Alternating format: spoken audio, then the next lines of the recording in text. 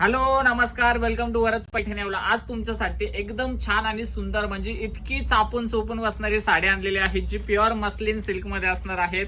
आणि साडीचं डिझाईन, साडीचा पल्लू एक नंबर जबरदस्त आणि सुंदर अशी साडी आणलेली आहेत.